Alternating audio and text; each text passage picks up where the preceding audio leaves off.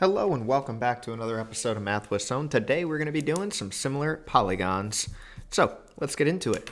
The first thing you need to realize and set up maybe for yourself is a pattern. I like to do small shape over bigger shape. So I'm going to do, instead of question mark, I'm going to write x over 24. You got to set up cross multiplying. Will equal 10 over 15. Okay, that is my method of doing small side over bigger shape, and then small side over bigger side. That's how I do it, but there are a variety of other ways that you could go about it. You cross multiply after this. 15 times x is equal to 24 times 10. And then you solve. 24 times 10 is 240. So we get 15x is equal to 240. And when we divide 240 by 15, you get 16 as the final answer for x. 16. I think I might have said 15. 16. All right. So that is one method. Another method that you could do is looking at and dealing with the sides. So you could, instead of doing small over big, you are allowed to do that. You can do x over 25 is equal to 12 over 15. And I made sure that I paired the correct sides. I didn't put 24 over this question mark. This is one method of setting it up, and I like that. That is my preferred method. But it is perfectly acceptable to do x over 12, just do like left side over top, is equal to left side over top, 25 over 15. Both of these, when you cross multiply, should give you the exact same thing. And notice how 15 times x is what we have here is equal to 12 times 25. Same thing over here. 15 times x is equal to 12 times 25. So both of them get you there. It's more just what is your preferred method. So from this point forward, I'm going to continue with what I choose to do, which is small side over bigger side, small side over bigger side. But technically, you could just guess, and there's a 50% chance in most cases that you're going to get it right. 12 times 25 is 300. So 15x is equal to 300, and divide by 15, and you get x is equal to 20, ladies and gents. All right, let's do another one. We got to make sure we put the appropriate sides here. This is the small triangle, so I'm going to stick with small triangle over bigger triangle, or you could do left over right or right over left. You pick your method. I'm going to do small over big is equal to 4 over 8, but I could have also done 7 over 14. Okay, 4 over 8, but 4 and 8 are smaller. So we get 8x is equal to 4 times 10, which is 40. You're allowed to do that in your head if you would like to. 8x equals 40. Divide by 8, you get x is equal to 5. All right, let's skip down to something that's a little bit harder. On number 7, it says the scale factor from A to B is 2 to 7, which means that you can set any side arbitrarily equal to 2 and 7, whether or not it's accurate or not, it does not matter. It could have even been like this side is 2, that side is 7. It does not matter. So I'm going to do small over big, which I'm going to do 6 is my small rectangle, visually speaking, over x, is equal to small triangle over big triangle, rectangle. Normally it's triangle. Small rectangle over big rectangle. I wonder if I've been saying triangle this whole time. It doesn't matter what shape it is. It's small over big. 6 times 7 is equal to 2 times x. 6 times 7 is 42. So 42 is equal to 2x. And then when we divide by 2, x is equal to 21. Alrighty? That's all you do for that. So let's do another one like that. Let's do number 8. We got space on number 8. We got 2 to 3 here. Let's set this side equal to 2 and that side over here equal to 3. Does that make sense? No. Why does that not make sense? Because this is the smaller parallelogram, so I flip-flop those. 2 here, 3 there. Got to be careful. Small shape over bigger shape, 2 over 3, will equal small shape over bigger shape, x over 12 in this case. Cross multiply, 2 times 12 is equal to 3x, and 2 times 12 is 24 is equal to 3x. Divide by 3, x would equal 8.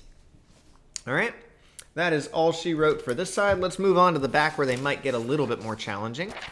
I hope you guys don't mind me skipping some problems, but that's in an effort to make you not have to watch through an entire huge video to find out one tiny thing that you might need to know.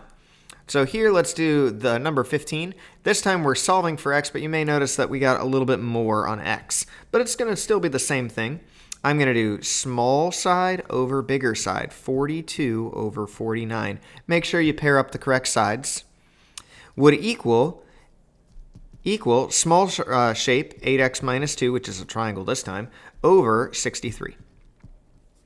Cross multiply. This is going to be annoying, especially if you didn't have a calculator, but we're going to do it two ways, one in which you have a calculator and one in maybe a trick if you didn't have a calculator. So here we can cross multiply. You get 42 over 63, which I would not be able to do easily if I didn't have a calculator. 49x minus 2. Okay, which would require you to distribute and multiply these two together. We get 42 times 63, which is 2,646. 2,646 is equal to 49 times 8. This is already awful. 392x minus 49 times 2. I can do that one in my head is, maybe I can do it in my head, is 98. Whew, almost didn't. We have to add 98 to this side. So if we add 98 added to the 2,646 is 2,744. 2,744 is equal to 392x. And then you divide by 392. Divide by 392. X would equal whatever that is divided by 392, which is 7. Okay? So let's say you didn't have a calculator, because you never know.